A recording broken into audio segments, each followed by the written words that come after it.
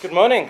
Oh, come on, please. Good morning. There we go.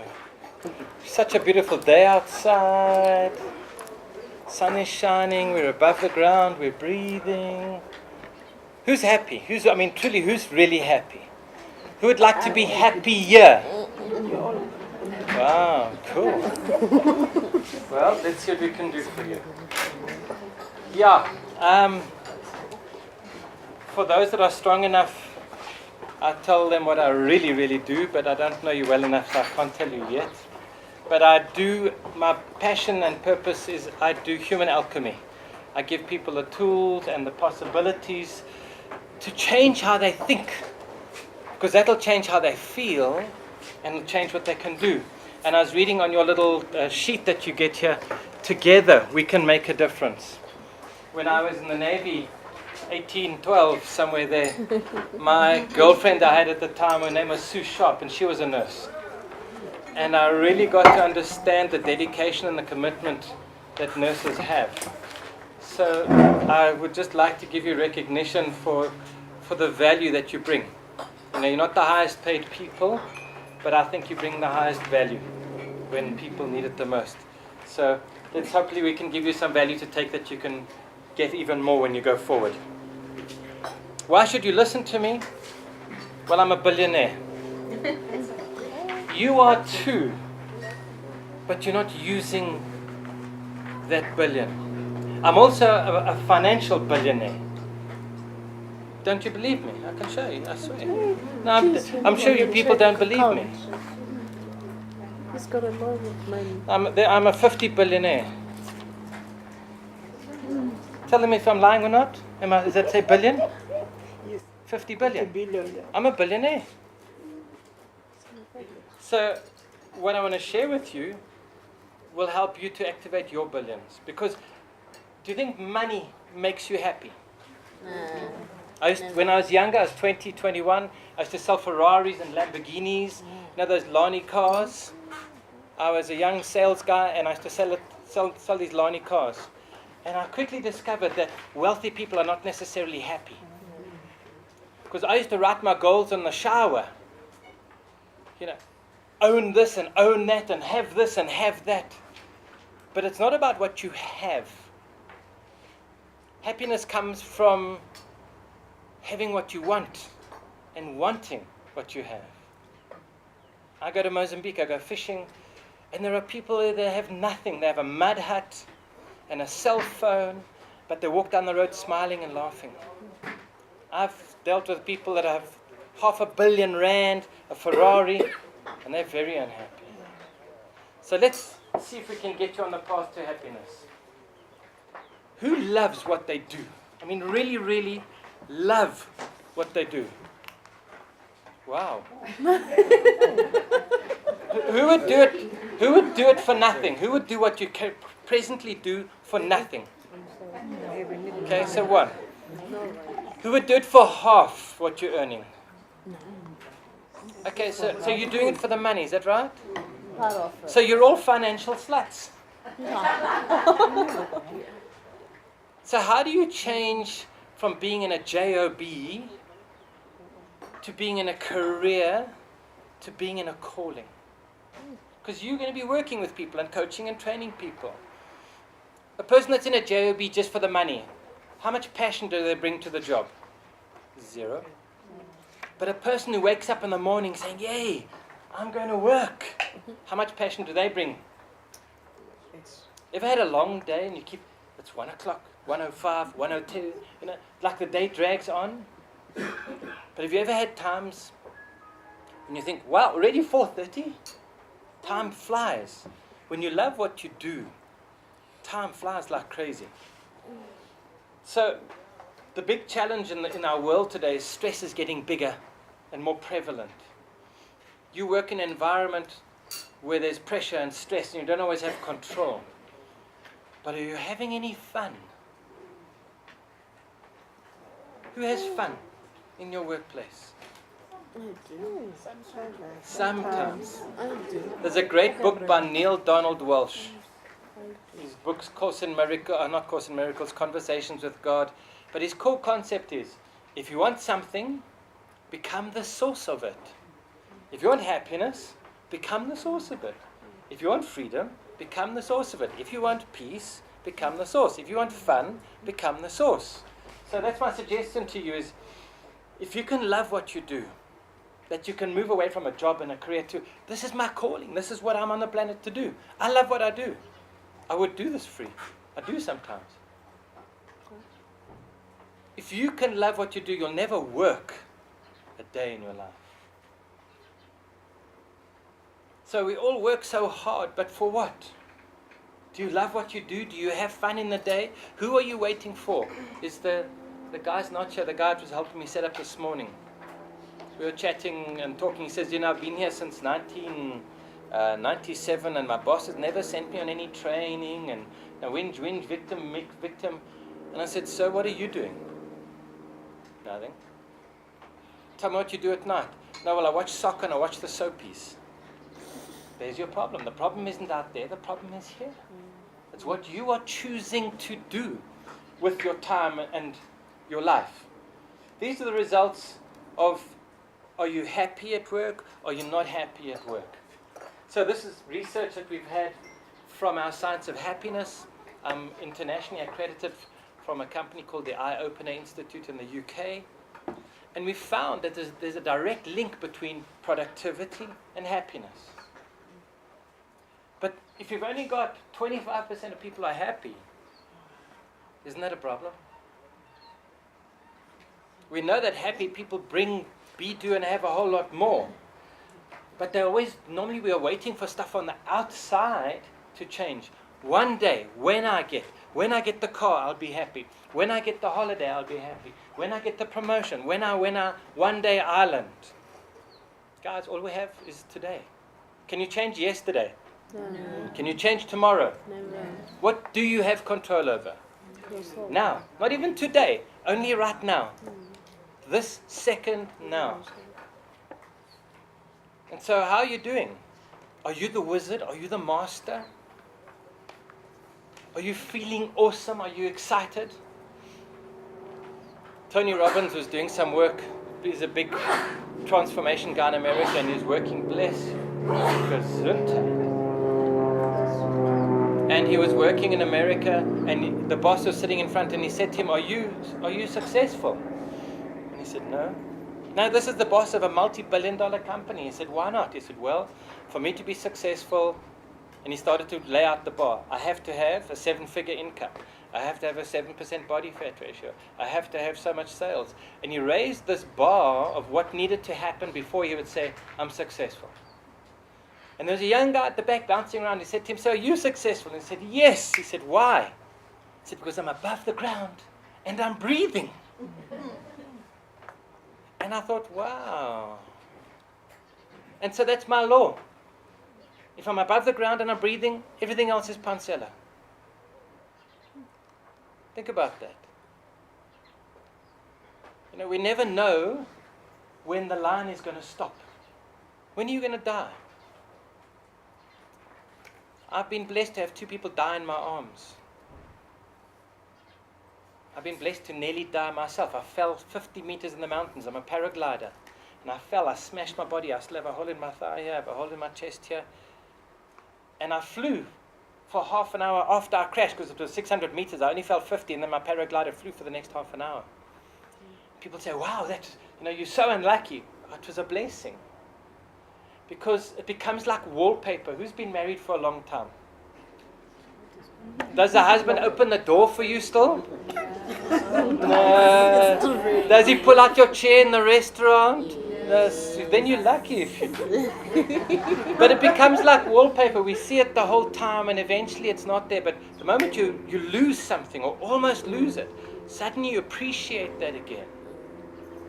And for me, funerals aren't for the dead. Funerals are to wake you up and to say, hey, I'm above the ground, I'm breathing. Now what else can I do? This for me is the most profound message that you can share with your students and how you frame what you do. Anybody been overseas to the cathedrals? You see these beautiful cathedrals and it was a cold winter's morning and this tourist came upon this man chipping stone in the rain. And he said to him, "Sir, what are you doing?" He said, "Can't you see? I'm chipping this rock." Sorry. He goes a little bit further. There's another guy and he's busy chipping, doing exactly the same thing. He says, "Sir, what are you doing?" He says, "Can't you see? I'm building this building." He goes a little further. There's a man whistling away in the rain and he's got 3 times the amount of blocks already chiseled. He says to him, "Sir, what are you doing?" He says, "Can't you see? I'm building this beautiful cathedral for my people." They're all doing the same work. But what is the meaning that you're getting out of it? How do you frame that meaning for the person? Because what kind of action are you taking? So I have a little prize for somebody. It's Happiness One Day at a Time. It's The Secrets of Happiness. Who would like the book? If you follow this can change your life. Who wants it? I do. I'm going to take it then. I'll take it. Well done. Give her a round of applause. What did she just do that you didn't? So many people know what to do. But are you doing what you know? We're too scared. What's someone else going to think? Will I be embarrassed? What is the risk? What are others going to say? It's the people that step up, that take the action, that make the difference. There are 3 birds sitting on a fence. One decides to fly away. How many are left? 3. Why 3? It just decided. It didn't fly away. Decision does not equal action. You have to take action if you're going to get any kind of things to happen. So this is our productivity model from the science of happiness. And you'll see on the outside we have trust, recognition, and pride. Do you wake up in the morning proud of what you do? Are you proud of the value that you bring? Are you proud of the results that you achieve?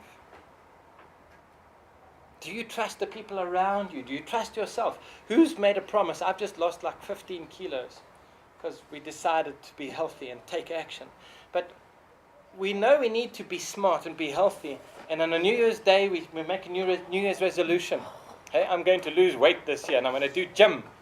How many people don't follow through? And so the problem is, whilst we want trust and behavior from others, we don't do it ourselves. We don't trust we don't behave in a trustworthy manner. And so we don't trust ourselves, so we can't trust others. And that already is part of the leak. I'm happy to give you the presentation if you want to get a copy of it. And so I think this is the most profound comment right from before we even had scientific evidence. If you want to be happier, decide. And I'm going to teach you the kind of things that you can do, because research shows that the things we think will make us happy don't. I had a dream to own my own convertible Mercedes, and I thought, when I do that, I will have arrived. I went to an auction, I saved my money, I worked extra jobs, and I eventually got it. And I climbed in and I thought, yes, I've arrived. But how long do you think it took before it was just a car? Within 2 weeks, it was just a car.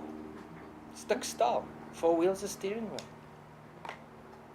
And within a few months, it was, this doesn't sound nice. It's cracking and it's creaking. And this whole thrill that I thought this car would give me was gone. It was just another vehicle. And so we know that IQ is important. You know, IQ is your mental acuity, how clever you are. EQ is your heart, your care, your compassion, your sensitivity, your connection to others. As you get into business, IQ is vital to be on the field. as you get higher up the ladder of management and leadership, EQ is even more, because you've got to engage and connect with people and bring out the best in them. But AQ, or resilience, is even more important, because it doesn't help if you've got a good IQ, if you're clever, and you've got a good heart, but if you get knocked down, you stay down. You need to be able to get back up again, like at Rocky Balboa. You know, every time he got knocked down, he got back up one more time. In all of my research that I do, our South African ladies are one of the most resilient people on the planet. They have fuss-baited and come back and come back and come back. And so that's one thing you need to give yourself recognition for, is that you women are powerful. To go through what you've gone through and to keep coming back and to keep standing up. You guys have done amazingly well. And so when you look in the mirror, do you ever pat yourself on the back and say, well done? What's that little voice like in your head? Are you positive and kind and complimentary? Or do you look at your body and say, I hate you? This Indian warrior goes to the medicine man one day and he says, medicine man, please, I need to know. I've got this beautiful white wolf on this shoulder, kind and loving, and I've got this black, snarling, hateful wolf on this shoulder. And they fight the whole time. He says, I have to know which one is going to win. And the wise man said to him, my son, the one that you feed the most. Which wolf do you feed? Because the one that you feed the most is going to be the one that's going to win and create your state and your mood and your attitude. So why is happiness important? Because happy people be, do, and have more in every dimension. They earn more, they have more sex, drugs, more rock and roll. They are healthier, they heal faster, they live longer. They took nuns. You know nuns? None in the morning, none at night. And they monitored their diaries. And they assessed whether they were positive or neutral or negative. And they found the nuns that were happiest lived 10 years longer. Because of their mindset, because of how they approached life, because of what they focused on, they lived longer. And so, if you want to be successful, you need to decide to be happy. People think, I'll be happy when I'm successful. It doesn't work like that. People want to have something, money, cars, houses, marriage, so that they can do things so that they'll be happy. Life doesn't work like that. Decide to be happy. Because then you'll do amazing things. Then you'll have the things you're looking for. But we never taught that. We're always looking up and saying, look what I don't have. You know, the wealthier people, bigger houses, bigger cars, bigger rings, bigger everything. The problem is we forget to look down of the rest of the 75% beneath us and say, wow, look how lucky I am. I'm blessed. We are in this room, we are blessed beyond your understanding. But your gratefulness isn't equal to that. On the left-hand side, these are the things that are important in a workplace. If you're going to manage people, if you're going to engage people and get the best out of people, we need a friendly, supportive space, enjoyable work, a good boss, a balance of work and life. We need varied work. And we need to be doing something that's worthwhile.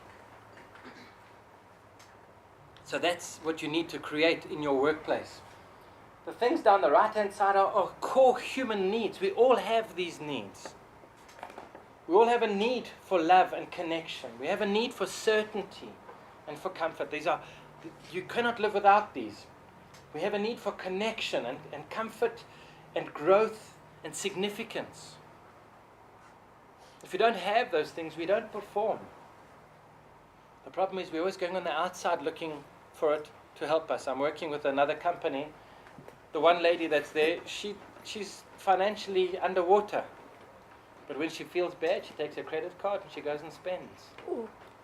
In a retail therapy. She knows she shouldn't. But there's a need that's driving her.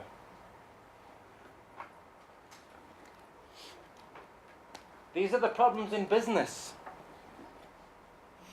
How do you solve them? How do you work through that? How do you create a team where these aren't the issues? How do you get some kind of balance where people love to come to work, they love what they do, they love who's managing them?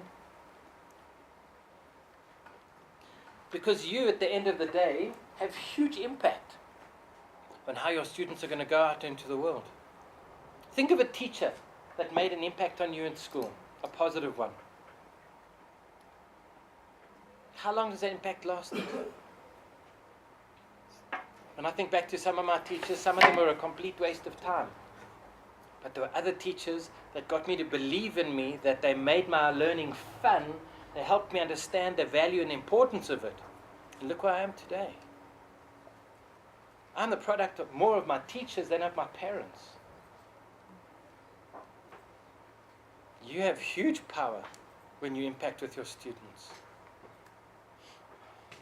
The little red, you can't see all the things, but the little red 0 there, South Africa, happiness level from a 0 on the bottom left to an 8 on the top right. You know what? We're ungrateful for what we have. I did some work with one of the mining companies out in Durangon up north, like a day's drive. And before I started, the two unions wouldn't even talk to each other. They wouldn't go in the same room together. And the HR manager saying, please, because it's now solidarity and it's NUM and it's all of these conflicting factions. And eventually we got it to happen. And we did our 2-day workshop. And at the end, in the closing circle, I've actually got it on video. The one guy from the union said, I've been fighting a war that doesn't exist anymore. And that's our challenge. We're still fighting stuff in here that doesn't exist. We live here. We live in this machine. Because it's a biological computer. The problem is, it's running on automatic. It's got programs installed, and you've got thought viruses, and they run. And you haven't upgraded those programs. We need to upgrade the things we focus on and how we think. We want to improve some kind of productivity. There are things that you can do, but they're not going to change how you show up in the world. All these little tools and things that you can do. But if you start with yourself to be powerful, to be resilient, to be positive, to be a collaborator, a contributor to the environment, to your culture, to the possibility, together. Take one person, I promise you, with one finger, I will emotionally get you to cry. Like you can snap a person psychologically with one finger. If I just happen to go like this and just keep on at you, eventually, if I never stop, I will get you to the point of you will just freak out. But put 10 people, you'll never get them to that. Because they support each other and they'll help each other. Take one match, you can break it with 2 fingers. Take 20 matches, can you break it? Not easily. And so the challenge to you is, do you support each other? What kind of racial mindset and conflict do you have of projections? Or have you gone past that and put that behind and said, here we are as a team together. We all have this lovely mask, this facade. Hi, I'm fine. And you walk past somebody in the passage, how are you doing? I'm fine. But underneath, how are we really, really feeling? Many people, whilst they're smiling, underneath they're crying. It's like that clown. This mask is showing this happy face. But underneath, they're not that happy. They've got challenges at home, with their kids, with money, with husbands, with 1,000 things that challenge us. We pick up bags that aren't ours. And so, why is happiness important? Because happy people are more resilient, they're more healthy, they're at work more. They learn more, they retain more. They're more on the job. They're going to stay there longer. We need people to get depth of skill. Happy people are going to be there longer. If you're managing a team and a group, you don't want to have, I'm working with one company, they have a 46% staff turnover. 46% per year of their staff change. In 1 month, they're losing 300 and something days of productivity. Happier people bring at least 25% more results. And they don't get the happiness from the water. They don't get the happiness from the pay. Money does bring some happiness, but it's not lasting happiness. Who would like to win the lottery? You actually don't want to. Do you know that close to 90% of people who win the lottery within 5 years are back to where they were or lower? And they're unhappier. People think that it will bring them happiness. Happiness is an inside job. It's a decision that you make. It's a choice you take. That's what you focus on. And we'll show you how to get there. Do you want more in your life? More fun, more freedom, more money, more health? Then make a decision that you are going to be a builder and you are going to choose to focus on what you have control over and what you do have versus what you don't have. So many people, I've worked with guys and coached them, like one guy lost a few $100 million. I had a business partner, he emptied me out. He emptied my bank account like of 850,000 rand, gone. If you look down the drain trying to find the money, what's your state going to feel? How are you going to feel?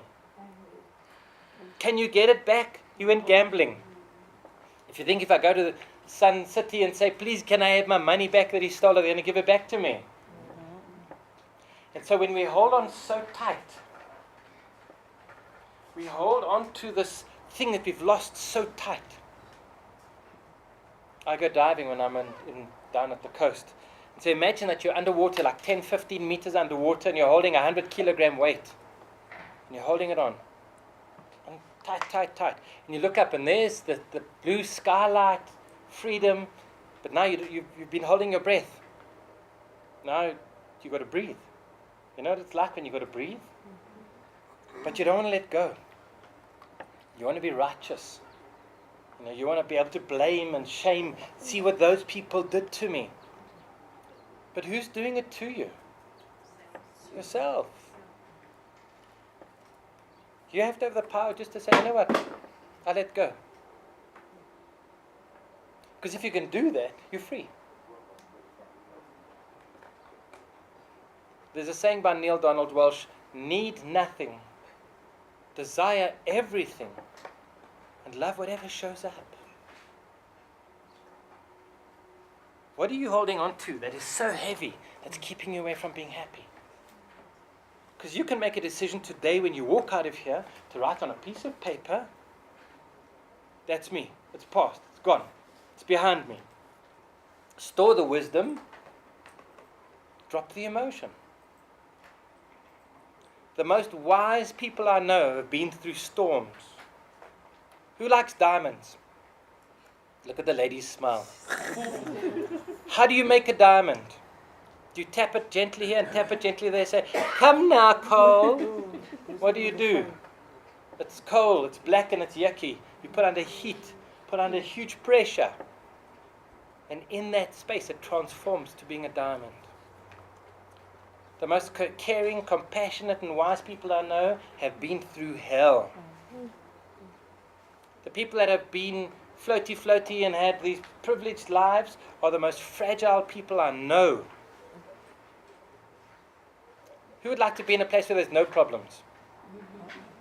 I mean, we can get you there. It's the cemetery, the dead center of town.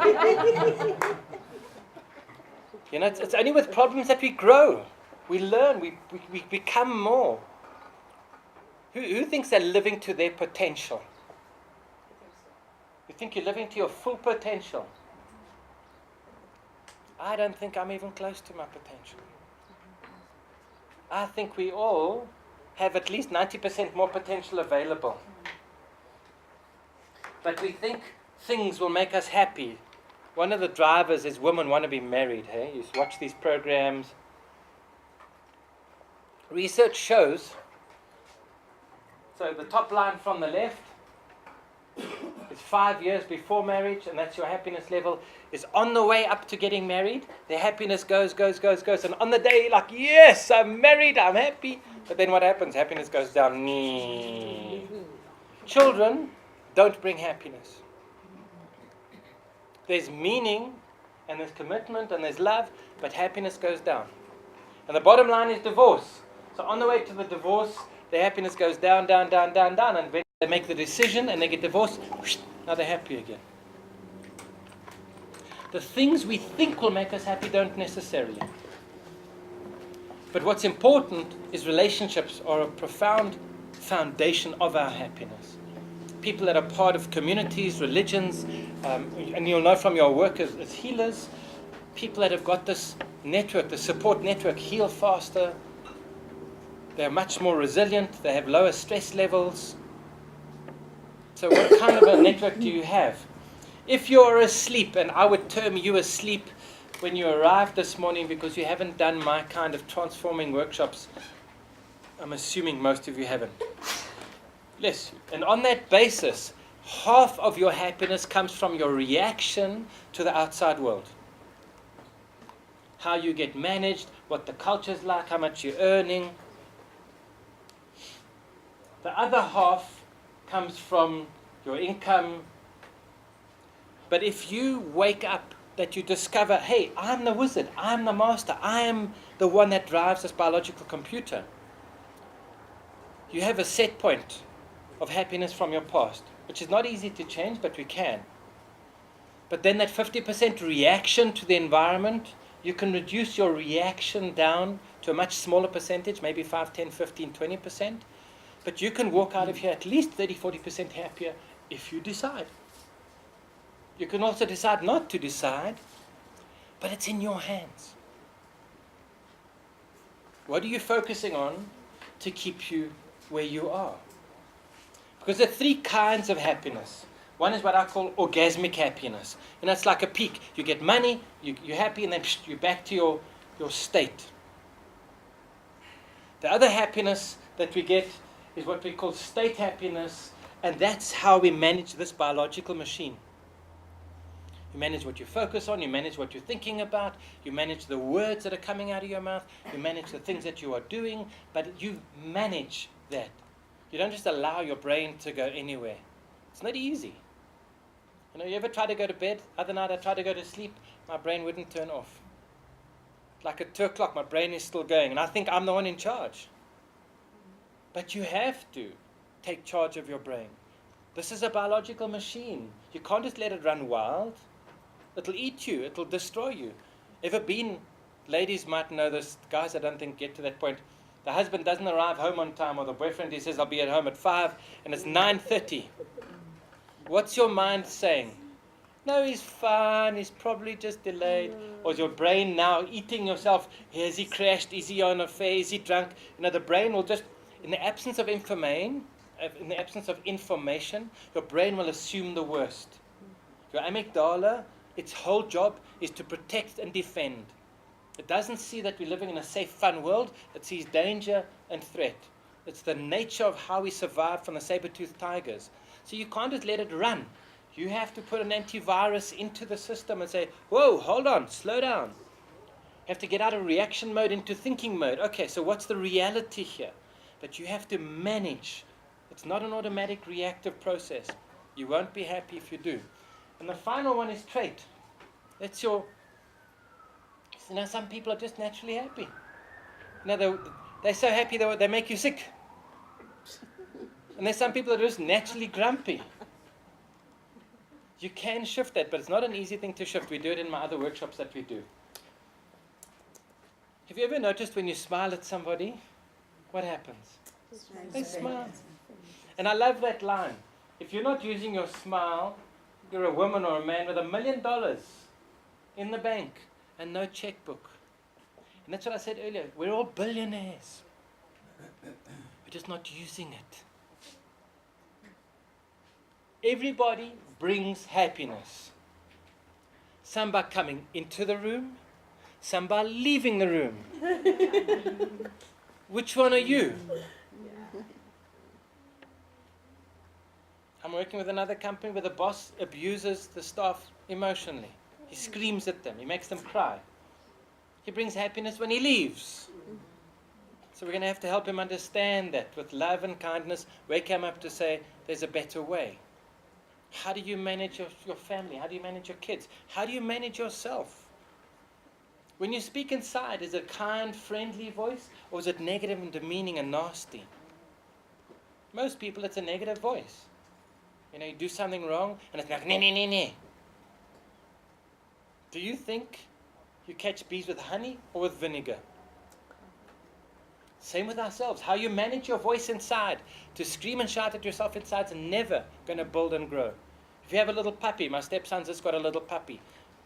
If you scream and shout and kick and bite, you think you're going to grow that puppy up to understand with love and trust? You'll train it, but it'll be trained on fear. And you don't want, that's not the way that you're constructive. That's not how you get happiness. You can't see it, but the little black blocks are unhappy people. When you throw a stone into water, you know how those ripples go out? The ripples on a pond or on a dam? Happiness and unhappiness is exactly the same.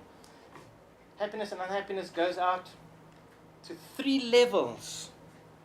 So to you, to your family, to friends. There's a thing, birds of a feather flock together. If you want to see what you like, look at the 5 closest people around you, friends. Have a look at them, because you very much like them. They'll reflect back to you some of your qualities and characteristics. So what would make you happier at work? If you're going to wait for the boss to change something, you're going to wait forever. You need to be the one that makes a change in how you see and how you say and how you do. Because that's what you have control over. That's what you have power over. There are people that are so unhappy in their jobs that they create this dis-ease. They create more unhappiness. Now they're at the coffee machine, wenna.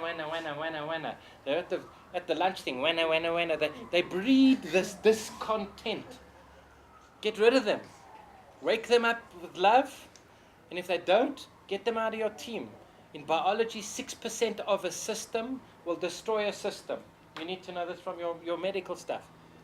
Take one bad apple or one bad orange. How long does it take to infect the whole lot? Just 6% of a system infects a system.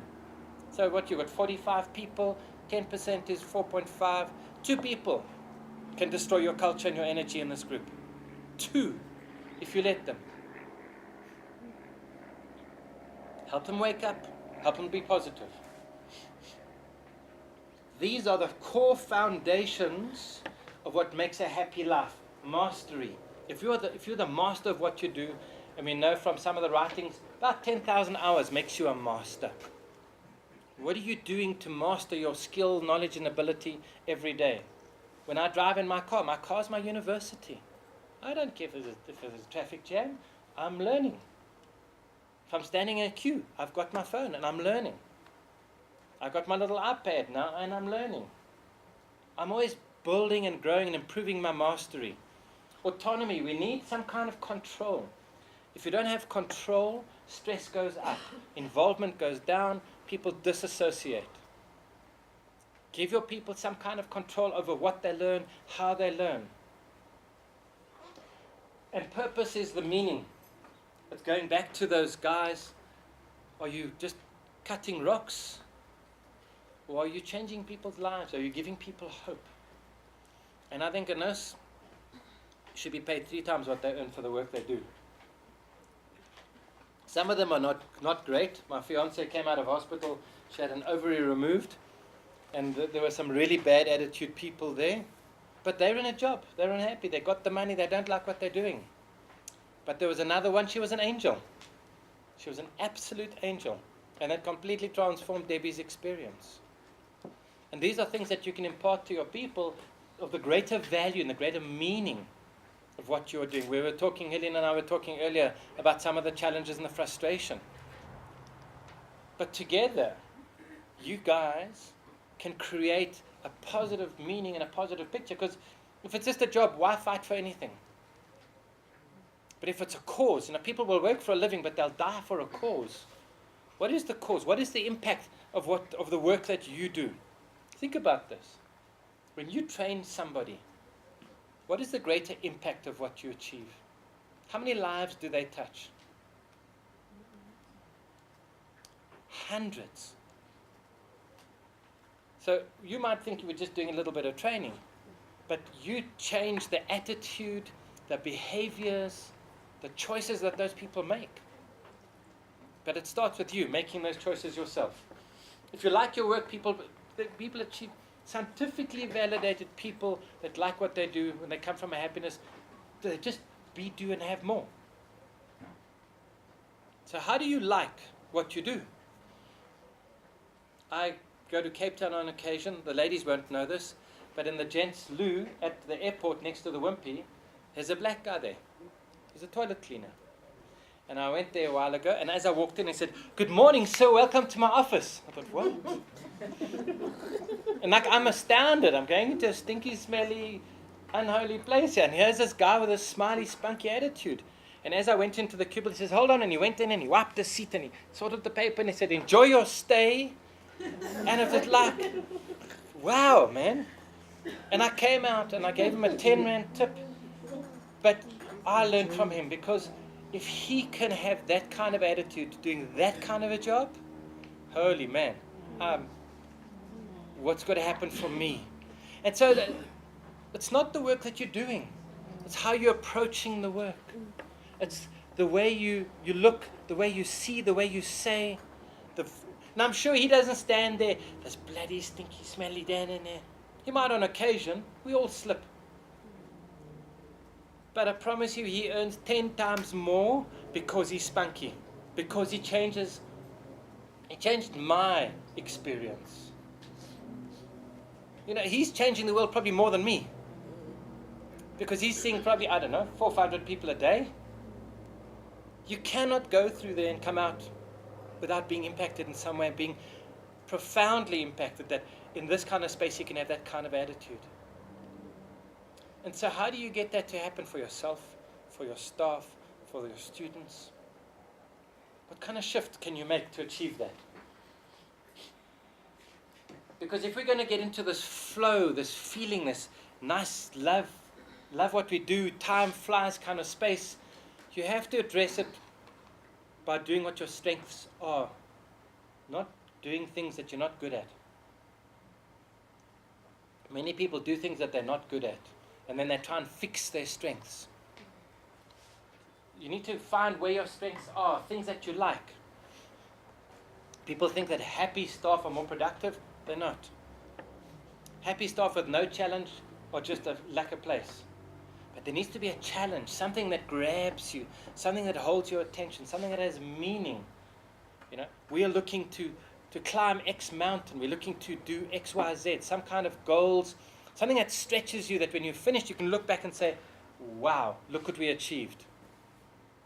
The busiest people are the happiest people. I watch these people sitting down, they lie in the sun, they don't do a huge amount.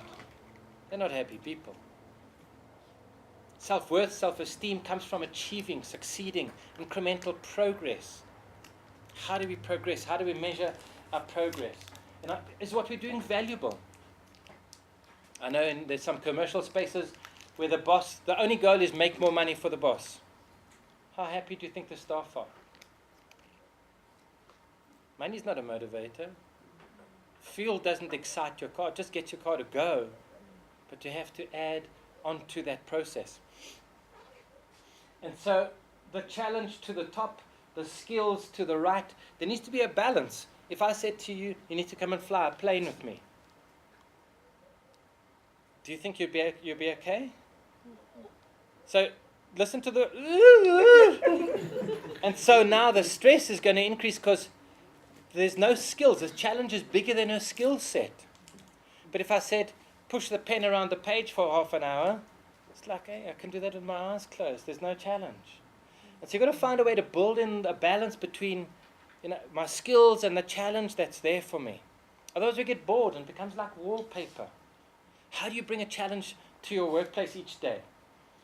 Because if you're low challenge on the left and low skill level, then you're in apathy. But if you have high challenge and low skill, then you're in anxiety, which is where we got you. But the ideal is to get the flow. High skill, high challenge. Time will fly. You will love what you do. You'll go home. You'll feel worthy. You'll feel valuable. You'll feel that you're bringing some value to humanity. And so if you want success and achievement and growth, at the end of the day, the seed of that comes from the state of the people around you. That happiness that comes from within rather than trying to get it from without. You know, I can come along and I can pour this into you. Do you think I'm going to pour happiness into her? But we're waiting for happiness to come to us. We're waiting for the bird of happiness to land on our shoulder. We're waiting for some happiness somewhere, sometime. So are you passionate about what you do? Are you proficient? Are you an expert at what you do? Are you a master? Do you do what you do so well that they'll come and see that you can go and speak about it? Do you have the energy? Are you sleeping right? Are you eating right? Are you thinking right? You can have the greatest dream in the world, but if you have no energy, like Carolyn Mace talks about, you're sitting there and your little angel of intuition on your shoulder says, I've got an idea, but I need 90 units of energy for it. And you're sitting on 30 units of energy. It's like, you're right. You know, when you've got that lethargy, ever had on like a hot Sunday, you need to go and do something, wash the car, mow the lawn, it's like, no. So you need energy, but you need to be eating right. People that drink sweets and Coca-Cola and stuff like that, you mess up your whole glycemic index. If you're not sleeping, my fiance can't sleep. It screws up your state, your emotional state. She's grumpy and twitchy and bitchy. She's got no energy. She doesn't want to work. She's short-tempered. You know, we see these people. Who here didn't sleep well last night? You know, there's a lovely smile, but you don't know what's gone behind that person's state. If we're connected enough and caring enough, we can kind of get a sense, okay, so she didn't sleep, so I can be a little bit more tolerant, give a little bit more space. If she's being a little bitchy, just understand a little. You know, just allow that together to be a team. So what is your vision? What is the vision beyond just the organization where we're talking, you know, yes, your organization is a business and it's about money.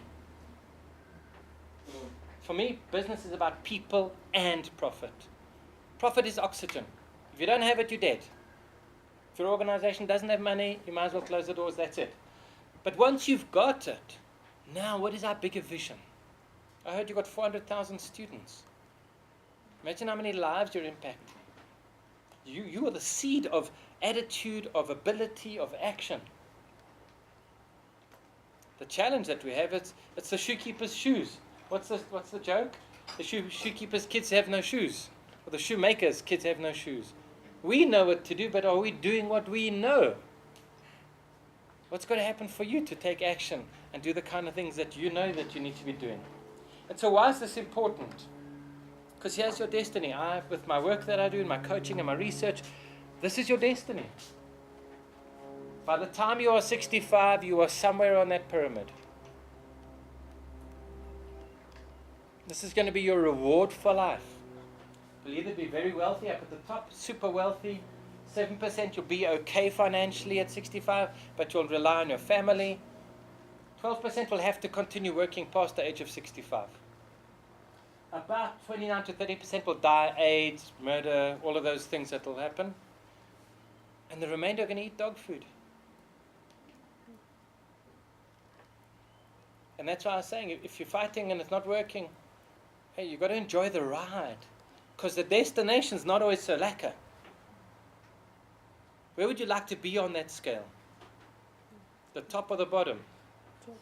The happiest people are towards the top, and they're not there because they got money and got happy. They were happy people and took action to create the space and the environment. Your destiny is in here. Your destiny is in your hands, in how you think and how you talk and how you walk. Excuse me. Can you just go back to that slide? Yes. But what we're saying on this slide now again, that is to be happy, you must be successful and wealthy. Yeah, but that is what the slide is saying. No, it's not. Successful and wealthy people. You asked us, where are you when you're 60? Down here 65. In the 40 or 65? Eating dog food, or are you one of the 3% successful and wealthy? Happiness helps you get to the top. Unhappy people don't take action and they stay at the bottom. They took some students, this company Zappos. These are Zappos company rules. Their values, their guiding values. Who's heard of Zappos? They're a little company. They've been going for 10 years. They just got bought out by Amazon for $1 billion. They're a call center. They used to sell shoes. Now they sell clothing. But now their whole mission is we deliver happiness. What do you deliver? Yes, it's training, but what's the bigger picture of what you deliver? What are the rules that you live by, that your team lives by? What are the rules that you live by that are invisible rules? Because you have lines in your mind that you don't even know that are there, that are holding you back. How do you find those lines? You see, I don't know if you watch race, but I like to watch sports because you see where people improve. The other day on the racetrack, those wheels are big, they're heavy and they're hot. The car came in, from the time it stopped, it took off 4 wheels, put on 4 new wheels, dropped it back on down, to go was 4.2 seconds. 1,000, 2,000, 3,000, 4,000, gone. That is a group of people together. They're experts, they are masters, they work together, they support each other, they've got a vision, they've got a plan, they practice. They are making the difference. Because the other teams that take 10 seconds to do it, if we try to do it, probably take us about a minute. But that's the challenge. How do we work together? How do we collaborate? How do we get to understand that we can make things work a whole lot better? I want to just get to, there's a guy, Professor Adizes, he talks about in the Middle East, if you put your hand in someone's face like this, it's a curse. Okay? But if you put your hand like this, it's a blessing. And so he says, what's the difference between a curse and a blessing? About 2 centimeters. Are we together but separate? That's a curse. Are we together but the same? That's a blessing. How you use this tool is either a blessing or a curse. You're the one that has that power to do that. And so there are only 2 things that matter in life. Results, what are you achieving, what are you going for, and relationships. There are many people, many managers that just push for the results. They don't care about the relationships. They're not there for long, and people don't stay long. People join a company for its meaning and the vision it brings. They leave their immediate manager, supervisor, because of the lack of relationship. But that relationship, I watch people, how they handle staff, because then I know how they're handling themselves on the inside. Because the world is a reflection. If you want staff to treat, like in a customer service environment, if you want those staff to treat people well, treat them well. Show them how the issue goes by example. So you need to choose the right people. In a family, you can't choose your family, but in your organization, in your teams, in your departments, you can choose the right people. Square peg, square hole, cool. Square peg, round hole, you have a problem. Connect people. Get people to connect in groups of 3 and 4. As a leader, that's what you do. You get people to connect, get to know each other, understand each other's strengths. Have fun. What are 2 things you could do to have more fun in your workplace? Think of 2 things. Anybody shout out something. What could you do to have more fun in your workplace? We've become so adult staid that we struggle to even think of things. But at the end of today, go home and decide to do something that can bring some fun to the workplace. Because fun de-stresses just by playing a little game. There's some companies that got these games and that, for break times. They reduce the cortisol level in the person's body by 17% in less than 20 minutes. You know what cortisol is, eh? Is it good or bad for you? Ideally, in long-term chronic, it's not good for you. Just by relaxing and playing some games, you can reduce that down. So how do you bring some fun? Grapple and grow. You need to be growing. The whole success of happiness is about progression. Am I progressing? Am I climbing? Am I going further? Am I achieving? Am I becoming more? People that stay stagnant, there's no real happiness. They kind of, oh, well, I'm okay, I'm here. Are you shining? And that's why I asked earlier, are you living to your potential? Are you shining? Are your students shining? How do you help them? And this is part of the challenge, is we're all so reactive to life because that's how we've grown up. No one's taught us how to manage this. But once you wake up and know that you have choice, that you can respond rather than react, wow, now the game can change. You're not a robot unless you are. Some of you will fall asleep. I drive to Cape Town. It's 1,614 kilometers. There are times it's daylight, but you fall asleep. You become so mesmerized. Fortunately, my fiance wakes me up, or then we'll swap over. But whilst you're asleep, you think you're awake. The brain is running movies and pictures. You actually think you're awake. Life is the same. Sometimes we fall asleep at the wheel. We're just doing the same thing habitually over and over and over. When you woke up this morning, did you get out of bed the same side? Did you brush your teeth with the same hand? Did you put in your makeup the same way? So what have you done differently? We're just a collection of habits doing the same old thing. Do something different. Drive a different way. I've got to robots when it's green and I've stopped. When it's red, I went. I've been to places where I arrived and I thought, which way did I get here? Which road? And I kind of am not even here. My brain is somewhere else. My mind is elsewhere. I wasn't conscious. So, can I just see by a show of hands who the leaders are? Who are the leaders? Yes, you are, but not everybody's got that identity. Why aren't you putting up your hands? Because you're all leaders. Number one, it starts with self, leading yourself, leading your mind, attitude, and beliefs.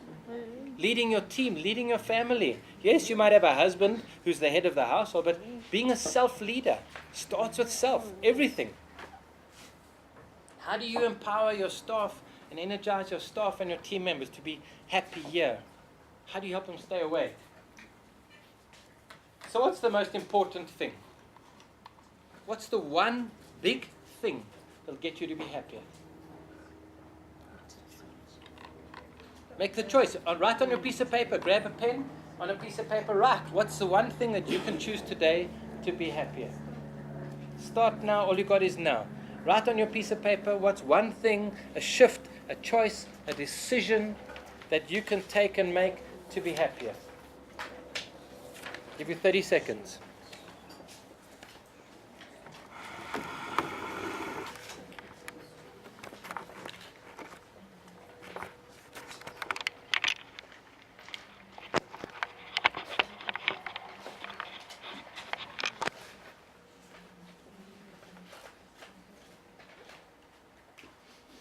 What is the one shift that you can do in your mind that will transform how you go forward from here?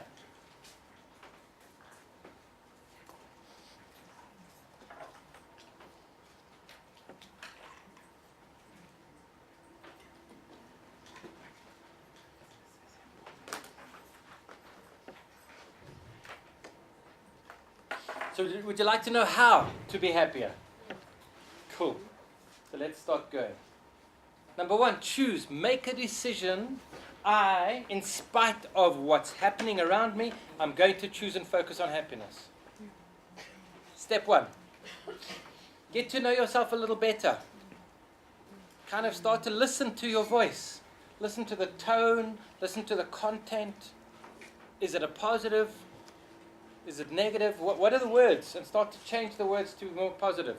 Speak up. We were talking earlier about some issues and trying to find a way. Get together and speak up. Create a larger voice. But step up and speak up. Do something. Take action and do something. If that doesn't work, do something else. that doesn't work, do something else. But it's about taking the action like you did. It's stepping up out of the comfort zone and beyond. And make it part of your mission to impact others in a positive way. I have a philosophy called the Hawaiian principle. And that says, I will leave somebody in a better state than when I found them. What is your principle? Do you bring happiness by coming into the room, or do you bring happiness by leaving the room?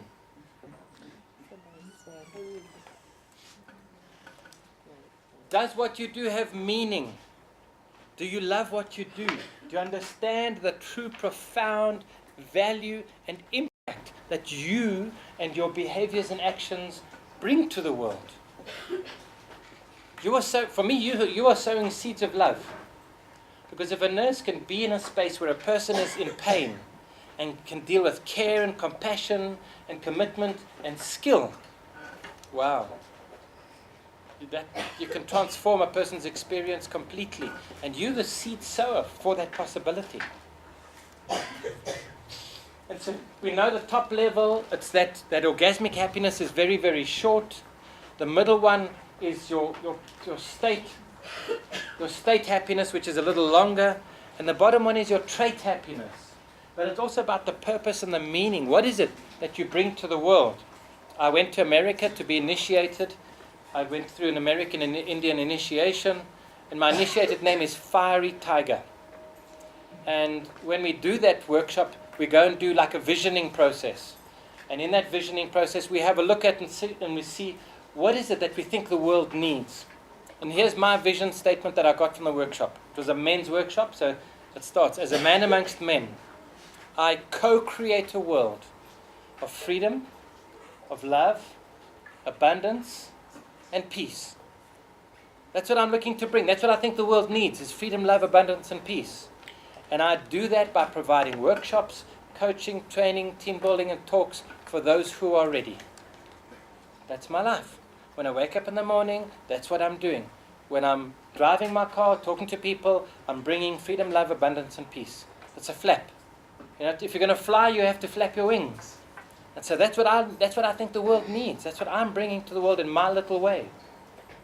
What is it that you bring? What is your mission?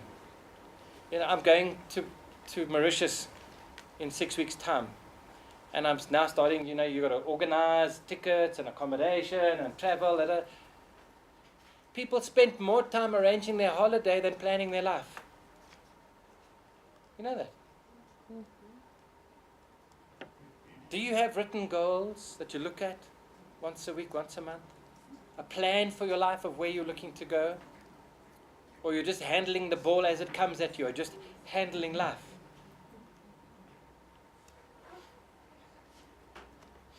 So, and this is what we started with this morning. I know there are some companies when people walk in, the boss doesn't even greet some of the staff. So if you want to become the happiness bringer, start with like, good morning! Hello? Hello? Good morning! Morning. That's not a level 5, that's about a level 2. Come on, 1, 2, 3. Good morning! Morning. There we go. Because your physiology, by moving your physiology, you'll create the energy and you'll feel better. We're going to do a little exercise just now, but it doesn't take much to go to somebody and say, thank you. I really appreciate what you did. Thank you. Just small praise. Catch people doing things right rather than catching them doing things wrong. For yourself, for your kids, for your students, if you're a manager, just catch somebody doing right. Thank you. Write a little thing. Thank you. I appreciate what you've done. When you appreciate things, they grow. When you bash them down, they get smaller. Greet everybody. I know a company where the boss goes to every single person. Good morning, how are you doing? Da-da. He checks everybody. The other places where the guy just walks in, he thinks he's the wizard and he's the god and he doesn't have to say hello. But include and involve everybody. What kind of random acts of kindness do you do? When I started the radio station in 94, I started this whole concept of a random act of kindness. Just do something for somebody that you can, just because you can. Not because you need to be recognized and did you see what I did for that lady? You know, just do it anonymously and quietly. Do you celebrate any kind of victories? What kind of goals and victories do you have? Or are you just like this hamster on the wheel? Monday, Tuesday, Wednesday, January, February, March. What are the goals? And how do you celebrate those successes and achievements? Because it's a good feeling. You know, when you win, it's a good feeling, like, yay. I was watching the Olympics. And those guys that win, even the first, second, third, fourth, wherever you come, it's an incredibly great feeling. But if you imagine just running around the track with no end, you know, January, February, same. You have to have some places where you've got these little victories that you can celebrate. Writing down 3 things. What I'd like you to write quickly now, write one thing that you could be more grateful for at work. Just quickly write down one thing that you could be more grateful for in your workplace.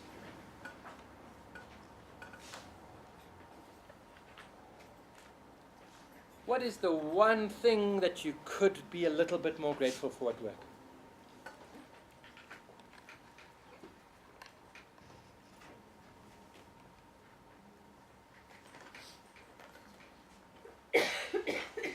If you can write down a few things each day that you're grateful for, scientific research has proven that it's better than Prozac, it's better than drugs, and it's one of the longest lasting builders of positivity and happiness.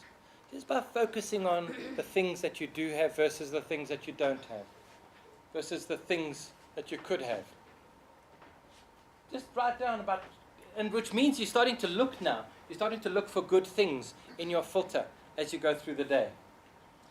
We can now predict the success of a team, of a relationship, to 97% accuracy, scientifically, purely by the ratio of positive conversations to negative conversations, positive words to negative words. People think if you've got one negative, you need one positive. It doesn't work like that. For every negative, you need 3 positives to neutralize and balance. That's the power of negative. It has huge impact. People are nervous. It's self-worth, self-esteem issues. So you need to make sure and be aware of, listen to your own talking inside, to your own conversations. You need a ratio, a minimum ratio of 3 positives to 1 negative. And if you really want to have a powerful team, you need a 6-to-1 ratio at least. So become aware. What are people talking about? What are they focusing on? How many kind of positives are we having? And if you do have a negative thing, bring in some positive comments, some positive aspects for yourself. We all have some kind of day that we're a little bit down. We have biorhythms. Be kind and be gentle, but still focus on the positives. Focus on what we do have and what we can change. Find ways to be proud of what you're doing. Find ways to build pride in your students and the people that you're impacting. Build trust. Be a trustworthy person. If you say you're going to do it, do it. If you say it is, make sure it's the right thing. Build that trust and credibility. And give recognition. Very simple. You know, that's a lovely scarf. How long does it take me to do that? 2 seconds. You can build up a person, you can start to build up that bank account of positivity. So if you want to be happy, China has been around for a long time. If you want to be happy for 1 hour, go and take a nap. If you want to be happy for a day, go fishing, which I do as often as I can. If you want to be happy for only a month, get married. For a year, inherit some money, but you're going to go back down. But if you want to be happy for a lifetime, make sure that what you're doing helps and grows and uplifts something much bigger than you. And you guys are already doing that, which is really commendable. So how do we I'm greedy for more. How do we get more? And so here's the how-to. Steps that you can take today is a steering wheel of success. And I use this picture because there are a lot of dials on it. But at the end of the day, it's in your hands. This wise man is on the top of the mountain, and these young hooligans say, we are going to prove that this man is not so wise. What we're going to do, we're going to take a bird, and we're going to hold it, a live bird, we're going to hold it in our hand behind our back, and we're going to go to him and say, is this bird alive or dead? And if he says it's alive, then I'll squash it, and I can bring it out and show him that he's wrong. But if he says if it's dead, I can bring it out and say you're wrong, and I can just let it go. So now they get the whole town. They're going to show this. They're going to show that this man isn't as wise as he's claiming to be. And so they're there, and he's got the bird. He says, "Old man, tell me, is this bird dead or alive?" He says, "Young man, the answer to that question lies in your hands. Your happiness lies in your hands. How are you going to direct what you focus and what you think about?" And so what is the mindset? What are the beliefs that you need to start challenging? You know, who's religious here? All right. Religious. Different to spiritual. Religion says mine is right, yours is wrong. And so if I start to say something like, you know, whatever religion you believe in is wrong because it's based on some book, and it's we're pushing up against the boundary. But we have beliefs, invisible beliefs about ourselves, about the way the world works, that aren't necessarily true. Start to discover what are the limits that we have. What is it that's holding me back from being happy? How do you arrive? What is your attitude? You know, there's some people like, doesn't matter what the weather's like. Can you change the weather? The sun is always shining, but you can't change how you react to the weather. What do you focus on? And this for me is the most important thing. Who's bought a new car in the last while? Or a car? Okay, what car did you buy? Yeah. A Kia. Did you suddenly notice that there are a whole lot more Kias on the road once you got yours? Like, what happened? Overnight, did a few thousand Kias suddenly come into her part of the world? Or were they always there, but you never noticed them? And so you have a thing in your brain called the reticular activation system. And that filters out what the brain looks at and lets in. Because there are 3 trillion bits of information per second coming at us, but your brain can only cope with 7 out of 3 trillion. Which 7 are you focusing on? The happiness ones or the unhappiness ones? The dangerous ones or the scary ones? And so by setting up your filter to say, I'm looking for happiness, I'm looking to validate my belief that we're in a safe, happy, wonderful, positive space, you need to open up that reticular activation system by focusing. If there's a snake in front of me or in front of you, where's your focus going to be? What's the feeling going to be? Anxiety. And what that does is it shuts down that all you can see is with a snake. Whereas if you're happy, the brain opens out and involves and incorporates a whole lot more things. So what kind of environment have you created? Is it a safe, happy place? Or is it an uncertain, fearful place where you can't make mistakes? That's going to control the behavior. It's going to control how people can respond or react. State. How do you manage your state? How do you feel? Because that's going to control what you can do. Because thinking controls feeling. Feelings control your moods. Moods predispose you to a certain behavior. If you're frustrated and twitchy and bitchy and angry, do you feel like going and giving somebody a hug? Or being kind and positive on the phone? Your tolerance is short, your temper's short, you're irritable, you're twitchy. And so by managing that state and understanding another person's state, you then are able to be a bit more aware and more conscious of what you can and can't do. Because there's some states that you can never be happy. There are other states that you can only be happy. And so I love this picture. I got it last night. It's like this baby, like, what the hang is going? Because the questions you ask are going to control the feeling that you feel. Why am I such a fool? What feeling am I going to get? Why am I so stupid? Why me? How do I have fun and make a difference? How do I get this job done and do it faster and have fun? The questions that you ask, the brain will come up with answers. Why am I such a fool? The brain runs around. Tony wants to know why I'm such a fool. And it'll bring up a whole lot of answers to validate that belief. Because belief creates reality. I'm doing some very, very advanced research. And do you know that before you stood up, think about this. 6 seconds before she took action, Her unconscious brain had already decided. We've got scientific stuff through the university that your unconscious brain makes decisions 6 seconds before you consciously are aware of it.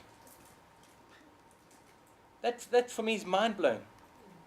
Because if your conscious brain is this big, think about this, the power. If your conscious brain is 1 inch, what is the power of your unconscious in relation? 11 kilometers. Your unconscious brain has huge power. I worked with a nurse. She worked in the operating theatre where people had near-death experiences, and they used to do what we call post-hypnotic suggestions. They would give suggestions to people that you're healing faster, you're healing quickly, you're going to be happy, you're going to be healthy. And when the brain is in unconscious state, it goes right in. We've now got proof.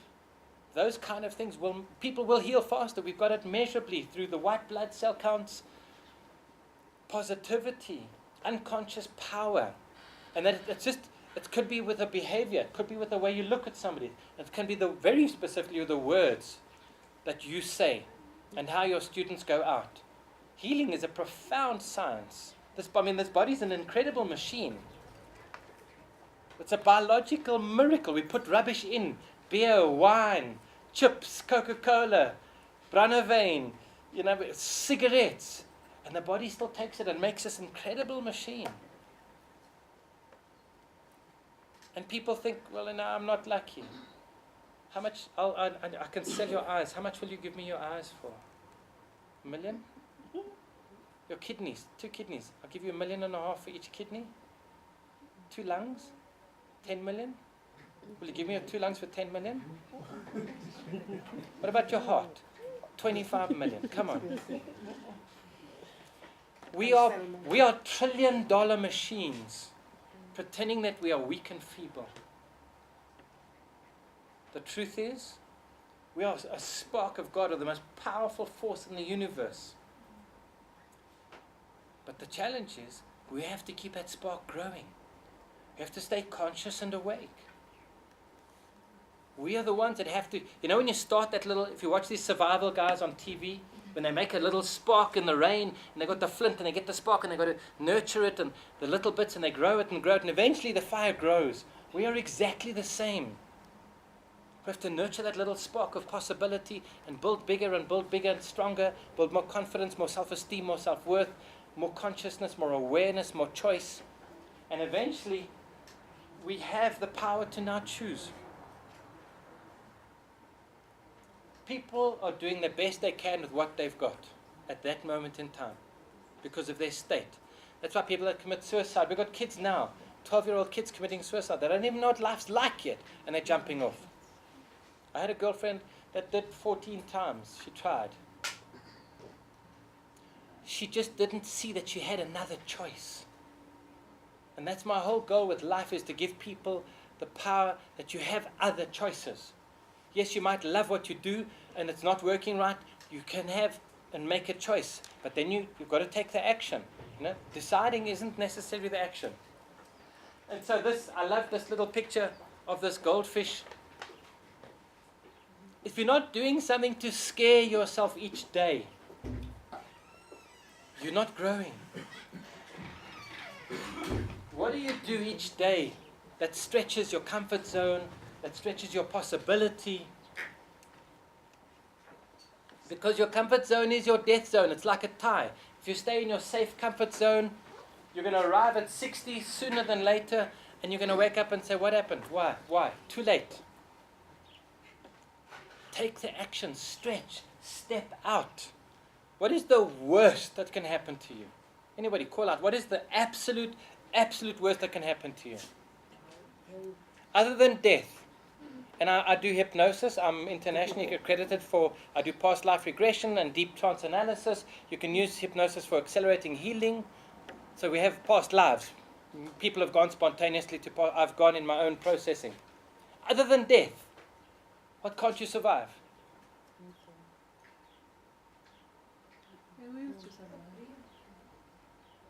Other than death, what can't you survive? You can survive anything. Might not be nice. an accident, a hijack or something.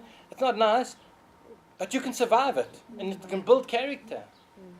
So I'm saying step out of this cocoon of poor me. Step out into possibility. People want to speak. I used to be quiet and shy. I was too scared to step out and speak. And it's that first step, that nervousness, the chemicals in your head for fear and excitement are the same. It's the frame that you put around it that controls the value and the impact that it has. And so do you watch the news, or are you a news maker? Do you watch Days of Our Wives and waste your life? Or are you using your potential? Research shows that people that watch these horror movies and these rape and murder and these soapies are less happy.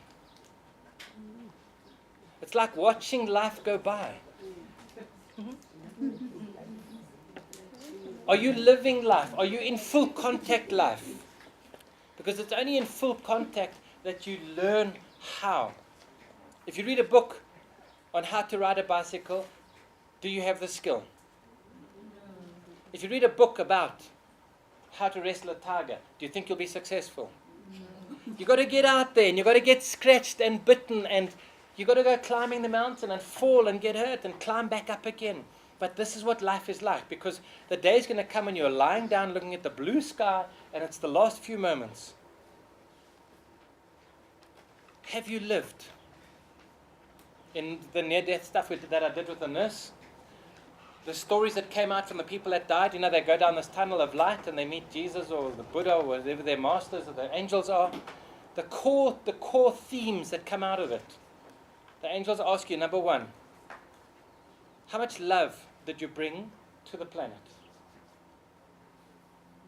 How much love are you bringing, truthfully? It's easy to love your neighbor or lust your neighbor, but how much love are you bringing to somebody completely different? Number two, how much wisdom have you gained in this dance called life? And the third is, are you ready to now experience what you perpetrated on others? Not as a punishment, but as a wake-up call to understand how you impact. We impact people. How much love are you bringing? How much wisdom have you gained? Are you gaining? And are you living in a do-no-harm space? Many people do harm, but they're unconscious. They're unaware that they're doing it. This guy that I'm going to coach, I'm sure he's unaware of there's another way, that there's a better way. There's always a better way. And so whatever the results that you are, you need to understand that you can't rub the magic Aladdin lamp and it's going to arrive. But you can rub the lamp and make a choice to be happy, to be grateful for what you do have, to focus on the positive. These are things that you control. The kind of thoughts that you allow in your head. I have a rule. I only allow positive in my head. They're occasionally negative. I stop it. I am the antivirus. You've got your computers, you've got an antivirus. I'm awake and I block any kind of negativity. I don't stand around negative conversations. You wouldn't allow somebody to come in and throw their garbage on your lovely carpet, would you? Why do you do it here? We've got research that shows that more energy comes from your heart, measurable scientific energy, than from your head. Here's where fear and pain and separation live. Here's where peace and love live. If you want to change how you think and feel, just close your eyes and imagine you're breathing through your heart before you make a decision. The brain circuit, the neurocircuitry that we use for goal setting and business is very different to the human and thinking about people and relationships. You're the example. You are the starter, the fire starter, the spark creator for your students, for your team, for doing this thing together. Will you do it with love and kindness and care and compassion? And go from this job to a career to a calling? Or are you going to be stuck in I'm doing it just for the money? And so if your life were a book, I was telling the guy early this morning, I have a friend, Wendy Evans. She's a very successful writer. She travels the world speaking and writing. 30 years ago, she said to me, Tony, here's the secret. You know the movie The Secret? And the Alchemist? She said, here is the secret. Study a subject, write a book, and go and speak in America. 30 years ago, I knew the secret. It took me, only now in the last 6 months, I've started writing my book called The Action Advantage. I knew what to do. I didn't do what I know.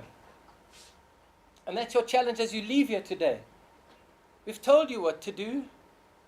Focus on the positive. Take control of the things you can do. Do little random acts of kindness. Write about things that you're happy about. Spend $20 on someone else versus on yourself. These are simple decisions and actions we can take. The question is, will you?